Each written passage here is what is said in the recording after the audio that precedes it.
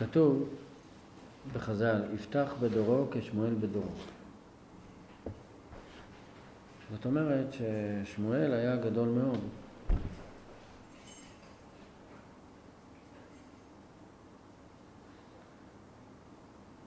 זה נכון שבאופן כללי יש ירידת הדורות. צדיקים שהיו לפני 800 שנה, 900 שנה, רש"י, הרמב"ם.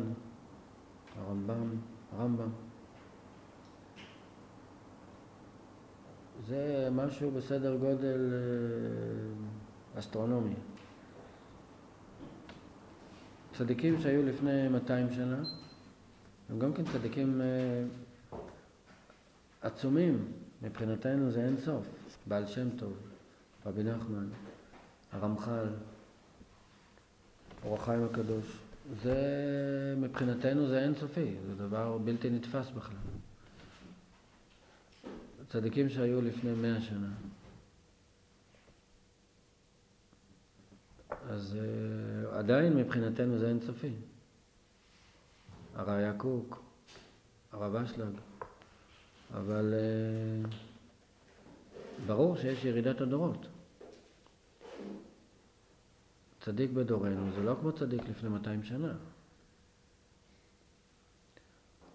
אבל המשמעות של המשפט שחז"ל אומרים, יפתח בדורו כשמואל בדורו, זה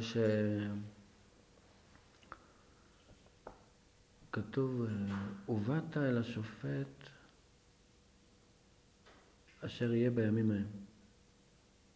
באותו זמן שאנחנו בונים. באותו זמן נוכחי שאתה נמצא על גבי הגלובוס, הצדיקים שיש כרגע מבחינתך זה שחיים עכשיו. זה המקסימום. וזה מבחינתך האנשים הכי חשובים בעולם. וכלפיהם אתה צריך לעשות עבודה של אמונת חכמים, ועשית ככל אשר יורוך. כי זה מה שהשם שלח לך בתקופת החיים שלך. אתה לא חי לפני 200 שנה. אתה חי עכשיו. מה שהשם שלח לך, זה הכלים האלה, צדיקים האלה. רק מה, כמובן שזה צריך להיות מישהו ברמה מאוד גבוהה של קדושה. לא כל רב בית כנסת הוא אפשר כבר לקרוא לו צדיק האמת, או אפילו צדיק. רב הוא רב, יכול להיות שהוא רב טוב, הוא רב נחמד, הוא יודע הלכה, אבל זה לא צדיק. בשביל להיות צדיק זה כבר רמות אחרות לגמרי, אבל בהחלט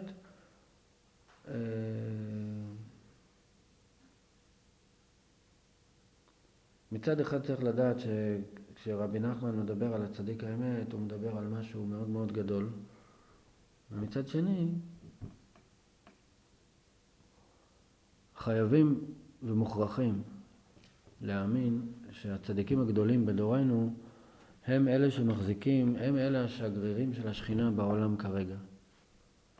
ויש להם ייפוי כוח משמיים לנהל את העולם. כי בכל דור ודור הקדוש ברוך הוא מפקיד את המפתחות של העולם בידי אנשים בשר ודם שזכו לזכך ולקדש את עצמם. יש להם את הכוח לברך והברכות מתקיימות. יש להם את הכוח לבטל גזרות. יש להם את הכוח להגיד לך מה לעשות, כי הם רואים רחוק. אפילו שיש ירידת הדורות. אז כמובן שמישהו רוצה להיות חוזר בתשובה ברסלבר מלא אורות, ולהגיד רבנו רבנו ורק רבנו, זה טוב מאוד, מצוין. וזה נכון. נכון שרבנו היה צדיק האמת ב100%. אבל מצד שני, לבוא ולהגיד שכל מה שרבי נחמן דיבר זה רק על עצמו, זה הפוך מכוונתו של רבי נחמן. רבי נחמן רצה לתת לנו ספר של הדרכה. הוא אמר,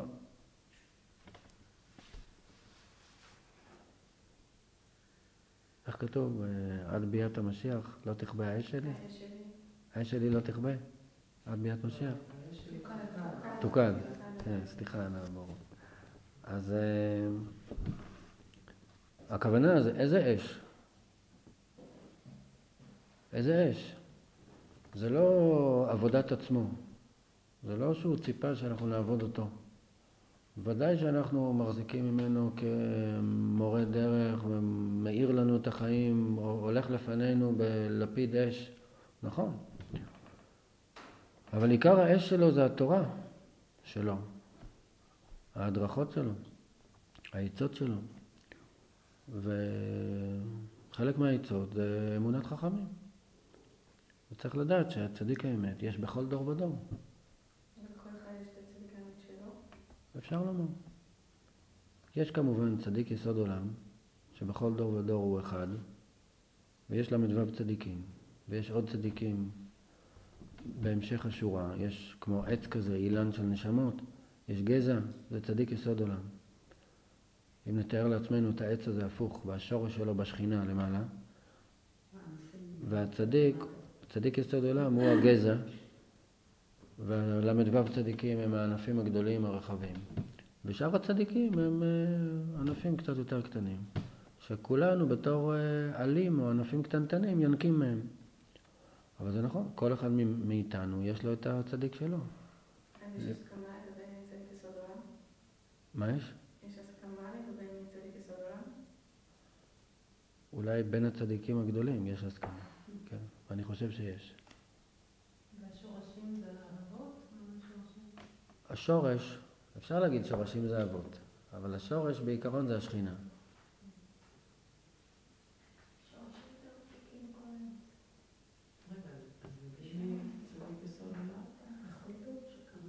אולי הצדיקים הגדולים ביותר, ביניהם הם יודעים מי מנהל את העניינים, אבל הם לא יגלו לנו את זה, בשום פנים ואופן.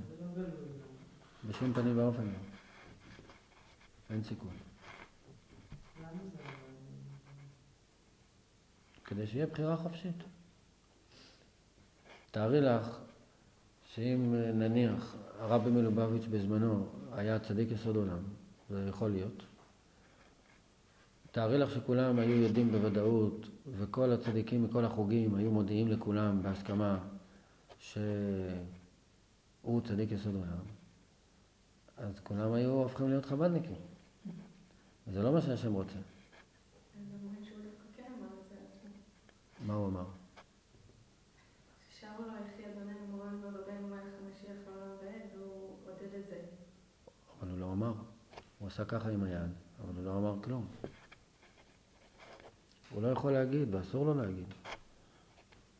זה כלל ברזל. הצדיק אסור לו לשלול את הבחירה החופשית מהאנשים. יש בחירה חופשית. יש אנשים שהם נועדו להיות ברסלבים, ויש אנשים שהם נועדו להיות ליטאים. אבל אם כל הליטאים היו יודעים בוודאות גמורה, וכל הרבנים של הליטאים היו אומרים להם, תשמעו, צדיק יסוד עולם זה רבי מלובביץ', אז כולם היו רצים ל-770, והיו נשארים תקועים שם, וזהו. זה לא מה שהשם רוצה. השם רוצה ססגוניות. ונעבוד אותו בכל הצבעים, ריחות וטעמים שיש. כמו שהתורה יש לה שירים. כן. וגם אנחנו קצת ילדותיים, את מבינה? אם היו אומרים לנו מי זה צדיק יסוד עולם, אז היינו רצים לשבת אצלו בחצר. אבל זה ילדותי. כי הוא מנהל את העולם. אבל זה לא אומר שאני חייב להיות כפיל שלו, זה לא אומר שאני חייב להיות חב"דניק. והוא יכול להמשיך להיות צדיק יסוד עולם, ואני יכול להמשיך להיות ברסלבר. וזה בסדר גמור להיות ברסלבר, אפילו שצדיק יסוד עולם הוא חב"דניק, לדוגמה. אבל אני ילדותי, אז נראה לי שזה מכבי תל אביב מול הפועל נתניה. אז מי שנראה לי צדיק יותר גדול, אז אני הולך להיות משוייך לחצר שלו. אבל זה לא נכון, זה לא צריך להיות ככה בכלל. זה בסדר גמור להיות צדיק יסוד עולם. אתה רוצה להיות צדיק יסוד עולם, תהיה צדיק יסוד עולם. אבל זה בסדר גמור בשבילי, להיות ברסלבר. אבל זה דורש בגרות וענווה, ומעוף, ולראות פרספקטיבה רחבה. ואנחנו לא תמיד כאלה. סתם דוגמה הכי פשוטה, יגידו לנו על צדיק מסוים שיש לו רוח הקודש והוא עושה ניסים. אז ישר אנחנו רצים אליו, ואנחנו גם אפילו חושבים לעשות אותו הצדיק שלנו. אבל זה לא הקריטריון, מי יהיה הצדיק שלך. בגלל ששמעת שיש איזה רב בשכונה שלך שהוא עושה ניסים, יש לו רוח הקודש, בגלל זה הוא יהיה הרב שלך. זה לא הקריטריון. אם את שומעת שיש איזה בחור מוצלח, ירא שמיים, מידות טובות, צנוע, תלמיד חכם, בגלל זה הוא חייב להיות החתן שלך? לא. זה דורש כימיה, זה דורש כימיה עמוקה, אינטואיציה. לא בגלל שהבן אדם מוכשר ואומרים עליו הרבה דברים טובים, ובאמת יש בו דברים טובים, אז הוא צריך להיות שלך. אז אותו דבר לגבי צדיק. יכול להיות שהוא צדיק בעל רוח הקודש, יכול להיות שהוא צדיק גדול. זה לא אומר שהוא הצדיק שלי. ויכול להיות אפילו שהוא צדיק יסוד עולם. וזו עובדה, בוא נניח, עובדה מוסכמת על כולם, וזה ברור מעל לכל ספק. זה לא אומר שהוא צריך להיות הרב שלי באופן ישיר. אני חי מפיו. אם הוא צדיק יסוד עולם, גמרנו. אנחנו כולנו ינקים ממנו. אבל זה לא אומר שאני צריך לשבת אצלו בחצר. וזה דורש בגרות להבין את זה. כי בברסלב, שאומרים להבין נכון שהוא צדיק יסוד עולם, זה בעצם משייכים את זה לעכשיו. כפי שהוא חי לפני 2,000 שנה. אומרים שעכשיו הוא צדיק יסוד עולם. אז יש פה מין סתירה פנימית כזאת. הבעיה היא יותר חמורה. אם אומרים על רבי נחמן שהוא צדיק יסוד עולם, אין בזה כל כך בעיה, כי הוא צדיק עצום, וצדיק מיחידי הדורות, ואחד הצדיקים הכי גדולים שקמו לעם ישראל. הכל נכון, אפשר להגיד עליו את כל התשבחות. בוודאי שזה נכון, הכל נכון. אבל הבעיה העיקרית מתחילה מזה או בוא נגיד כמו שאת אומרת, אם יגידו עליו שהוא צדיק יסוד עולם של הדור הזה, אז כאילו מבטלים את התפקיד של צדיק יסוד עולם חי, וזה לא אמת, זה פשוט לא נכון. זה עוד פעם ילדותיות של חוזרים בתשובה שיש להם הרבה אורות, ורבנו רבנו הכל רבנו, אז מגיעים לכל מיני אמירות קיצוניות. איזה קרה גם לגבי הרבי? שמה? יחי אדוננו? לא, כן, שהוא כרגע יש מישהו אחר. בוודאי, בוודאי ובוודאי, זה דבר פשוט. בוודאי. יש צדיק יסוד עולם בכל דור ודור, שהוא חי, והוא מנהל את העולם, בפועל. ואותו דבר לגבי רבי נחמן. תגיד עליו, אני לא אומר שלא. אני הראשון שיגיד עליו, את כל התשבחות שרק אפשר להגיד. אבל לא... וטעות נוספת למשל, אם כבר העלינו את זה, טעות נוספת, זה שרבי נחמן מזכיר את המושג צדיק במהלך הספר ליקוטי מוהר"ן. ואנשים אומרים שלא צריך צדיק חי. יש לי את רבנו. וזה לא נכון. זה לא מה שרבי נחמן התכוון. ואחד הראיות לזה זה שבמהלך הספר רבי נחמן מדבר על זה כמו פה. שצריך לראות את הפנים של הצדיק. יש התנהלות מאוד מורכבת, עם המון ניואנסים, מול צדיק שאתה רואה אותו בעיניים, שהוא חי. אתה הולך לשאול אותו עצה, אתה צריך להתגבר על מחסומים, להתגבר על האגו, להתגבר על הבושה,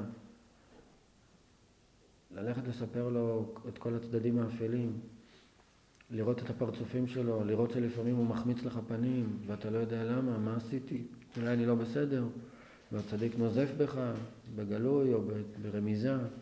זה המון ניואנסים, והניואנסים האלה לא קיימים בכלל מול צדיק שנפטר כבר מן העולם. ואתה רק עושה טיסה לאומן ומתמלא באורות וחוזר לארץ, אבל אין לך את כל הניואנסים של עבודה מול צדיק חי. המון ניואנסים כאלה שחסרים. וזה פשוט לא נכון. כשרבי נחמן דיבר על צדיק, הוא התכוון להדרכה. האש שלי תוקד, הכוונה, הדרכות שלי, התורה שלי, היא תאיר לכם את הדרך. תסתכלו בספר, תראו מה כתבתי, מה רבי נתן כתב בשמו, ועל פי זה תדעו איך לחיות. ואם כתבתי על צדיק ואמונת חכמים, אז תחפשו את הצדיק שלכם ותעשו מולו עבודה של אמונת חכמים. רבי נחמן נשאר עם כל גדולתו, אבל לא כתחליף לצדיק חי. וזה, הרבה אנשים טועים בזה. טוב, תודה רבה לכם. אז אפשר להמשיך. אפשר לברך את הבת שלך, ולבוא השם, ולדבר אצלה, ומשיח הקל ברכה. אמן. אמן. תראה איזה יופי של ברכה.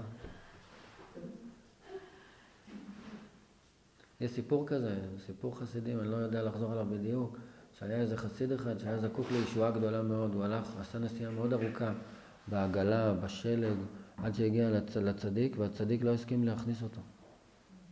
הוא חזר שבור לגמרי, והוא היה זקוק בדחיפות לאיזו ישועה גדולה. חזר שבור, אז הגיעו עוד חסידים, נסעו לרבי ופגשו אותו באמצע הדרך. אז שאלו אותו, מה אתה כזה עצוב? מה אתה... אז הוא סיפר להם. אז הם ירדו מהעגלה, נתנו לו לשתות לחיים, ועשו איתו ריקוד מאוד גדול ושימחו אותו, ואחר כך כל אחד הרים לחיים וברך אותו.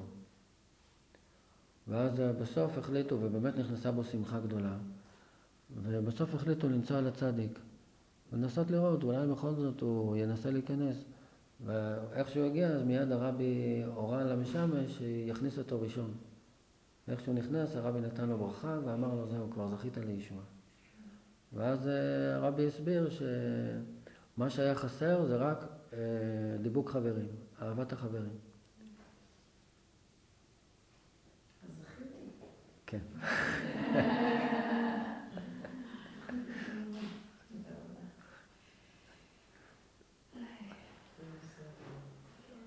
שיהיה נסיעה טובה, תחזרי לפה מלאת אורות ועם בשורות טובות.